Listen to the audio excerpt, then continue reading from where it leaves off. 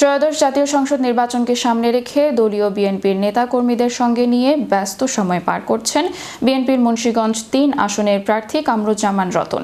নির্বাচনী প্রচারণার অংশ হিসেবে শনিবার বিকালে মুন্সিগঞ্জ গজারিয়ার গোয়াগাছিয়া ইউনিয়নে ধানের শীষের প্রতীকের পক্ষে ব্যাপক গণসংযোগ ও উঠান বৈঠক নির্বাচনী সভা অনুষ্ঠিত হয়েছে।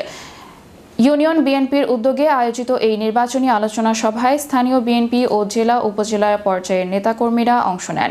সভায় প্রধান অতিথি হিসেবে উপস্থিত ছিলেন বিএনপির কেন্দ্রীয় নির্বাহী কমিটির সমাজ কল্যাণ বিষয়ক সম্পাদক ও মুন্সিগঞ্জ ৩ আসনের ধানের শীষের প্রার্থী কামরুজ্জামান রতন।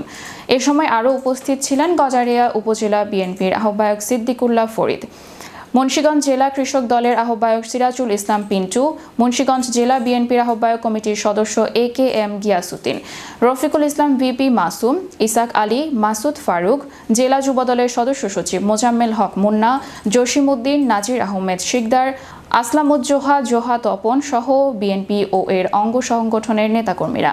নির্বাচনী প্রচারণাকালে কামরুজ্জামান রতন মুন্সিগঞ্জ ৩ আসনের ভোটারদের ধানের শীষ প্রতীকের ভোট দেওয়ার আহ্বান জানান। তিনি বিএনপির ঘোষিত ৩১ দফা নির্বাচনী ইশতেহার ও উন্নয়ন পরিকল্পনার কথা তুলে ধরে বলেন, আগামী ১২ ফেব্রুয়ারি জনগণের ভোটে বিএনপি নির্বাচিত হলে মুন্সিগঞ্জ ৩ আসনের সার্বিক উন্নয়ন কার্যকর ও দৃশ্যমান ভূমিকা রাখবে। তিনি বিএনপির ঘোষিত ৩১ দফা নির্বাচনী ইশতেহার ও উন্নয়ন পরিকল্পনার কথা তুলে ধরে বলেন, আগামী ১২ ফেব্রুয়ারি জনগণের ভোটে বিএনপি নির্বাচিত হলে মুন্সিগঞ্জ ৩ আসনের সার্বিক উন্নয়নে কার্যকর ও দৃশ্যমান ভূমিকা রাখা হবে।